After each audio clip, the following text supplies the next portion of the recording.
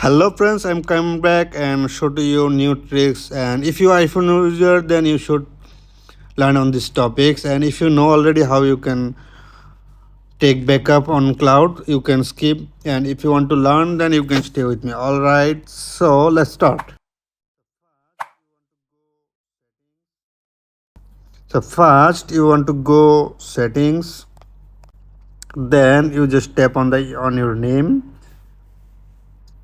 Just I tap on here, and if I want to take backup, I just tap on the iCloud. Now I want to take backup. All right, so if I want to take backup, then I just click on here. Okay, so now I want to take new backup, then I just tap on the backup now. So actually now pop-up is coming. Currently I'm using mobile data, so they are confirming. So that's it. So if you use Wi-Fi, so it will be not coming.